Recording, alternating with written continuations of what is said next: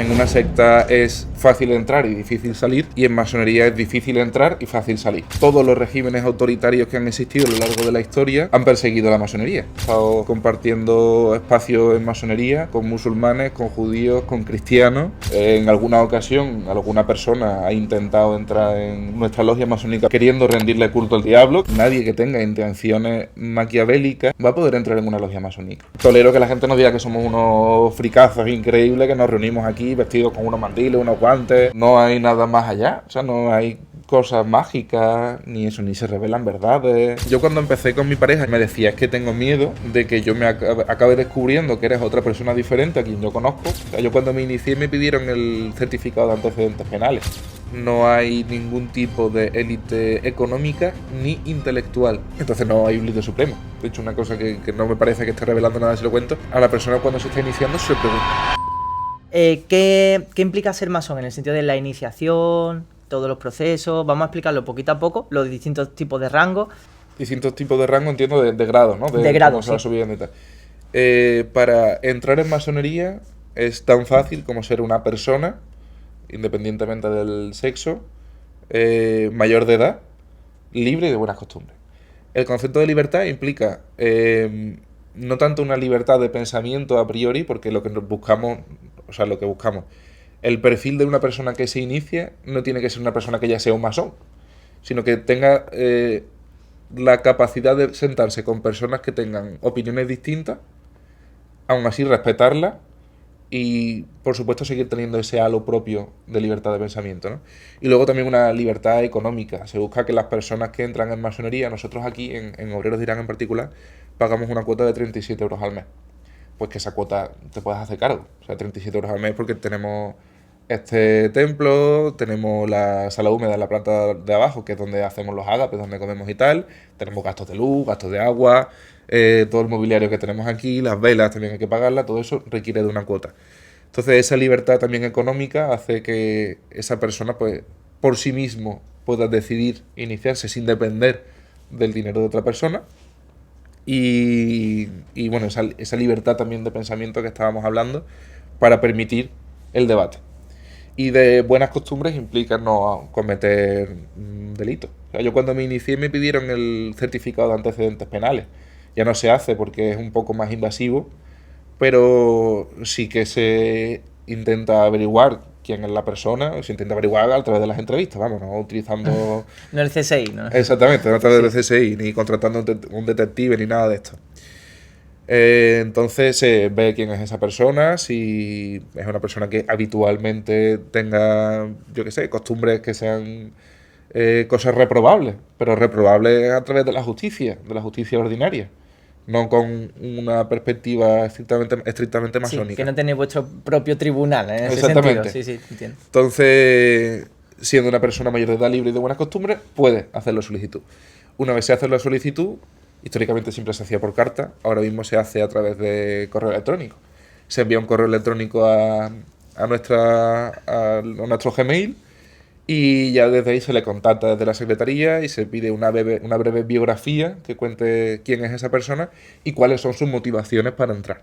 Que por lo mismo que decíamos antes, no queremos que alguien entre pensando que va a dominar el mundo, ni que va a conocer a Joe Biden, ¿sabes? Que esas cosas que no pasan. Claro.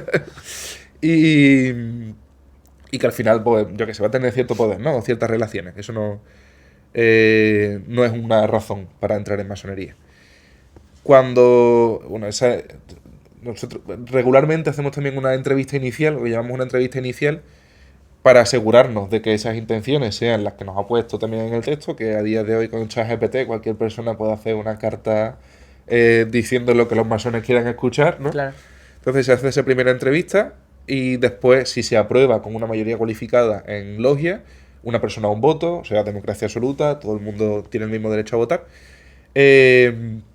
ya se pasan las aplomaciones. Las aplomaciones o esas entrevistas iniciales son 3, hechas por 3 personas maestras de la logia que lo hacen anónimamente. La única persona que conoce quiénes están haciendo las entrevistas, a quien está solicitando la entrada en masonería, es el venerable maestro.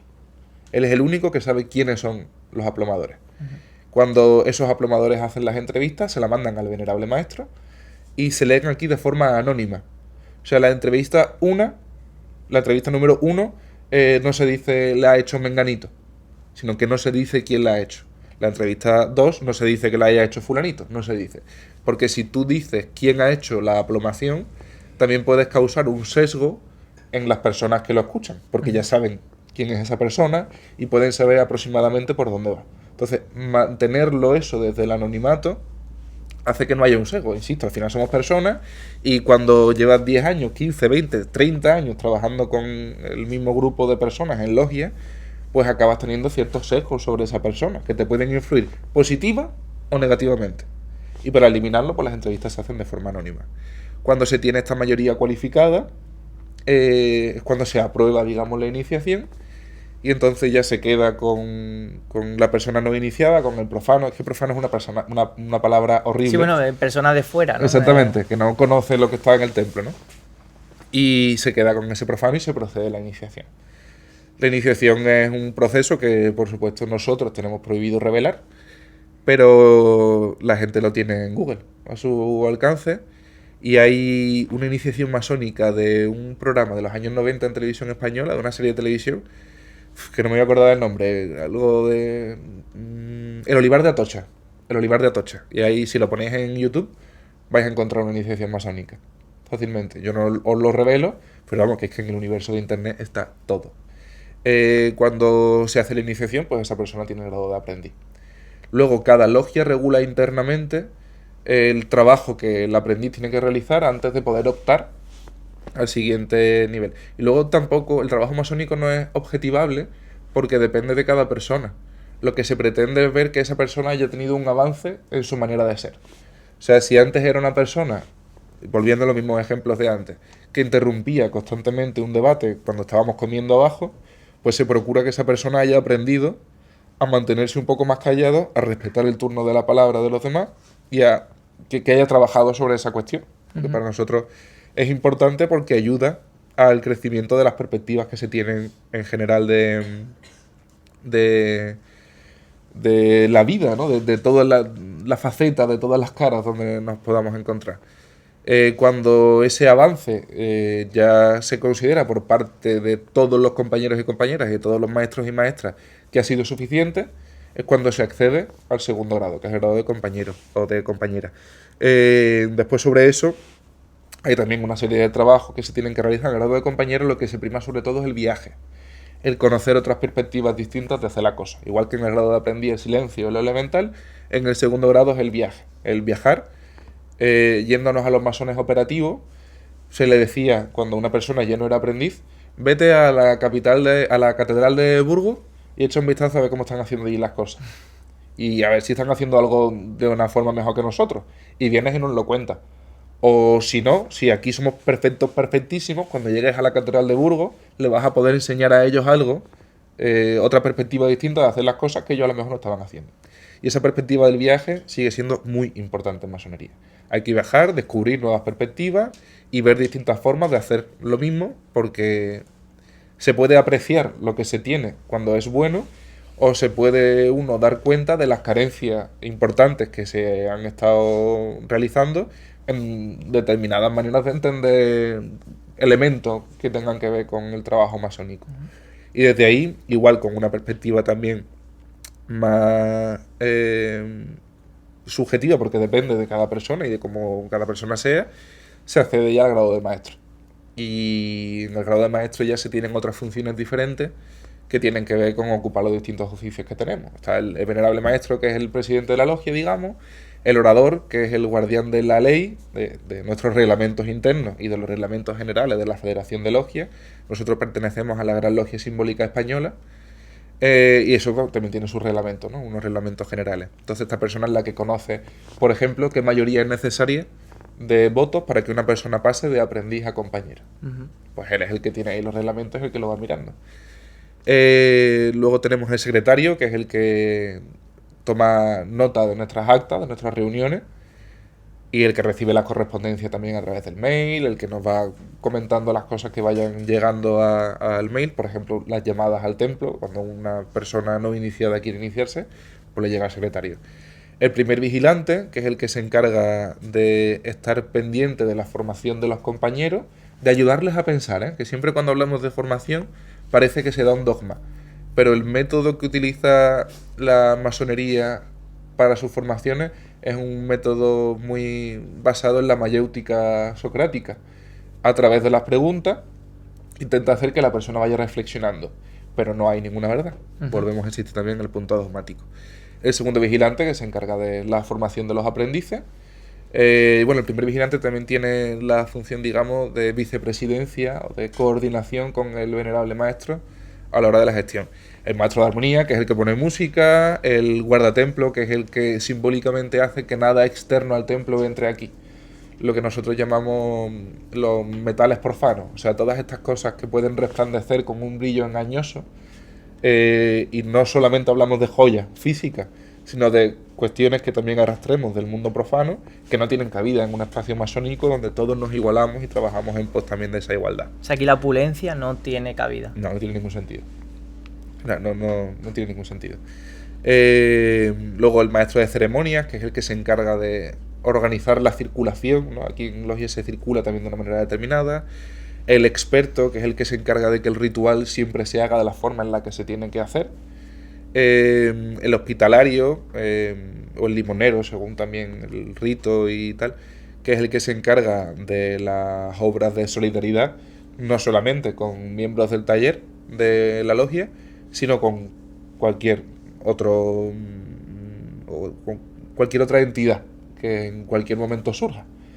Es que no sé, es que hay muchísimas entidades con las que hemos colaborado, ¿no? Distintas, desde la Fundación Ni un Niño Sin Juguete a el Banco de Alimentos, Cruz Roja, bueno, con todos estos ámbitos, pues el hospitalario, o la persona hospitalaria que se encargue de ese oficio en ese momento determinado, es el que propone las distintas actividades para las que será y no necesita rendirle cuentas a nadie.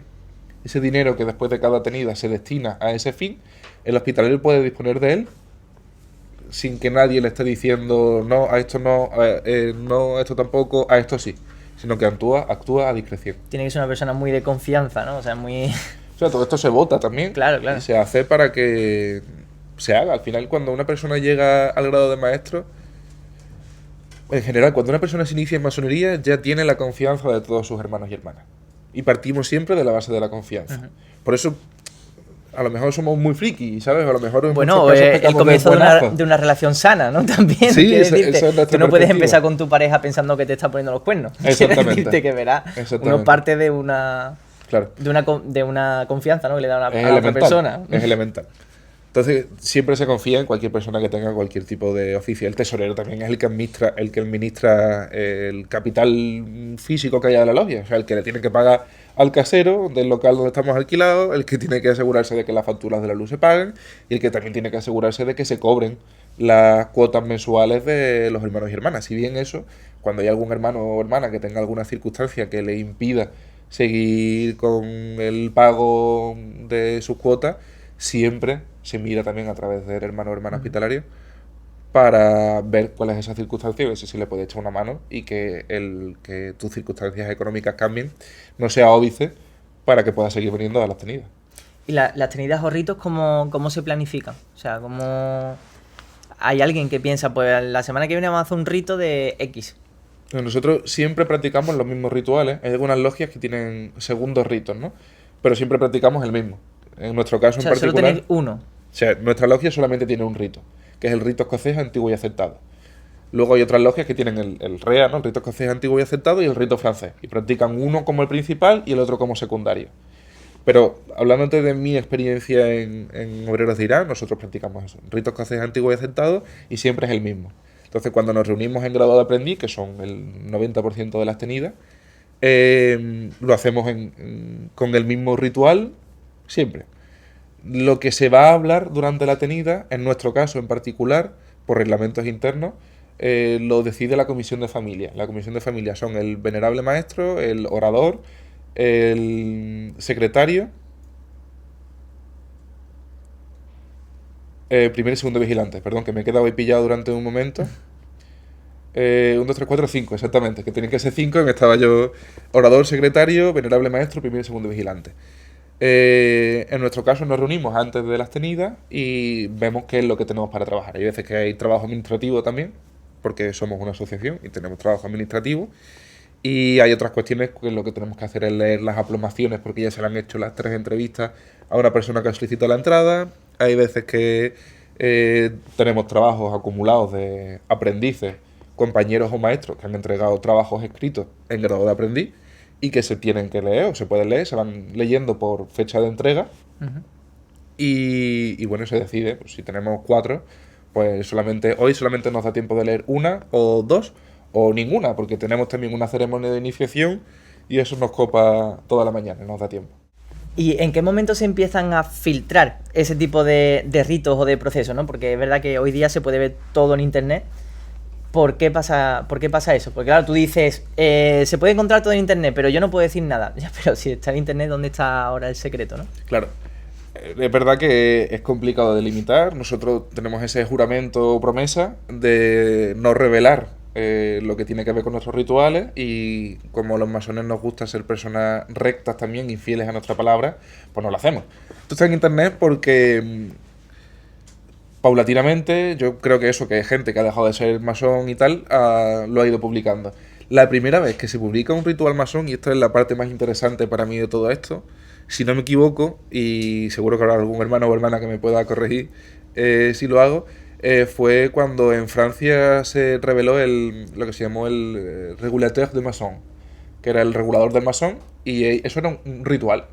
Antes, cada logia hacía más o menos sus propios rituales, basados en lo mismo, pero con muchas diferencias entre ellas. Cuando se publica el regulador del masón, que se hace como una forma de intentar atacar en cierta medida la masonería y de revelar sus rituales, lo que acaba ocurriendo es que la masonería estandariza sus rituales, porque se da cuenta de la diversidad tan grande. Claro. O sea, estamos hablando de una época, esto fue en el siglo XIX, pero la masonería existe desde 1717, del modo especulativo, como decíamos antes. Entonces, es imposible. Si a día de hoy nos cuesta coordinarnos con alguien que vive en Australia, en esa época era misión imposible. Entonces, cada uno, pues más o menos, esto es como el flamenco también, ¿no? Lo hacía a su forma, claro, Cada uno, cada exactamente. maestrillo. Cada uno lo hacía a su forma. Y cuando se revela por primera vez un ritual masón, es cuando se empieza a estandarizar. Entonces, esta revelación, esta publicación de los rituales masónicos, lo que han hecho ha sido ayudar a que tengamos una forma de practicar el rito escocés antiguo y aceptado, una forma de practicar el rito escocés rectificado, que es el rito más crístico que comentábamos antes. O el rito francés moderno, el rito de Memphis Mizraim, que es el de la raíz egipcia, el rito de York y el rito de emulación, que son los ritos que más veces se practican, o los que son más practicados, mejor dicho, en las logias de tradición británica. O sea, todo esto lo que ha ayudado es a estandarizar un poco la masonería. ¿Crees que la masonería es elitista como tal? No. Cualquier persona libre y de buenas costumbres, mayor de edad, puede entrar en masonería. No hay ningún tipo de élite económica ni intelectual. El requisito para entrar en masonería sí que es saber leer y escribir, ¿no? Porque se pide que una persona pues comprenda lo que se está diciendo, tenga capacidad de leer también los trabajos que hayan podido escribir otros hermanos o hermanas, y luego capacidad de escribir porque el trabajo se representa a través de un trabajo escrito. Pero hay profesiones de todos los tipos en masonería. Hay gente de todo tipo. Es verdad que hay mucha gente, mucho autónomo que trabaja por su cuenta, pero yo qué sé, es que hay funcionarios, hay, no sé, gente electricista, también he conocido a gente artesana de la cerveza, ¿sabes? Uh-huh. No sé, de todo tipo, de todo ámbito, de toda índole. Lo único es que se tenga un interés en mejorarse a sí mismo, punto.